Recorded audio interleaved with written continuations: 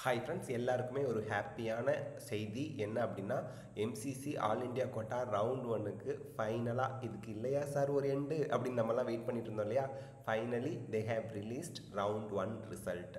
அதாவது AIIMS, JIPMER and Tamil Nadu உட்பட எல்லா ஸ்டேட்லேயும் இருக்கக்கூடிய ஸ்டேட் கவர்மெண்ட் மெடிக்கல் காலேஜில் இருக்கக்கூடிய 15% all India quota government seats and நமக்கு வந்து பார்த்திங்கன்னா பிடிஎஸ் இந்த மாதிரி ஏஎஃப்எம்சியில் வந்து நம்ம அப்ளிகேஷன் போட்டிருப்பீங்க.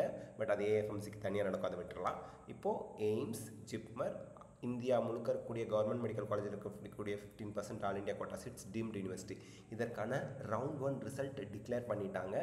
ஸோ இந்த வெப்சைட் வந்து பார்த்தீங்க அப்படின்னா mcc.nic.in website.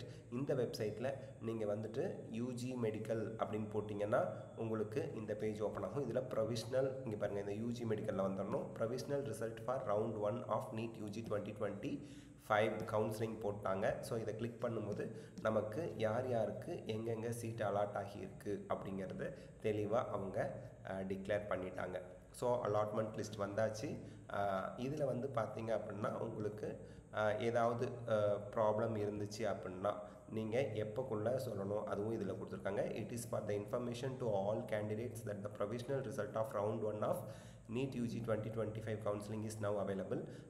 Any discrepancy in the result may immediately be informed to MCC of DGHS up to 11 AM of 13/8/2025 through email ID.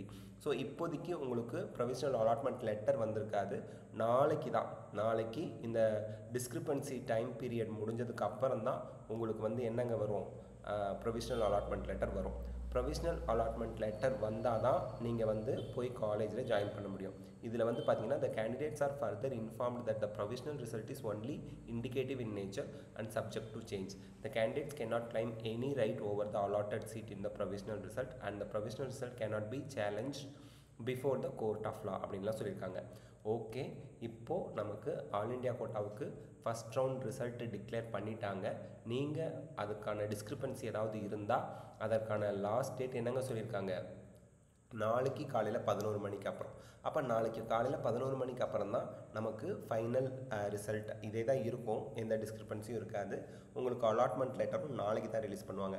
Allotment லெட்டரை நீங்கள் டவுன்லோட் பண்ணதுக்கப்புறம் தான் உங்களுக்கு அலாட் ஆன காலேஜில் போய் ஜாயின் பண்ண முடியும்.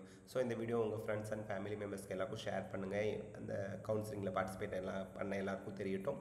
So all the best of luck, God bless you. உங்களுக்கு யாருக்காவது எய்ம்ஸ், நியூ டெல்லி, ஜிப்மர் புதுச்சேரி, எம்எம்சி உங்களோட ட்ரீம் காலேஜ் கிடச்சிருந்தா கமெண்ட் செக்ஷனில் சொல்லுங்கள், நம்ம சியர் அப் பண்ணலாம். Thank you, all the best of luck, God bless you.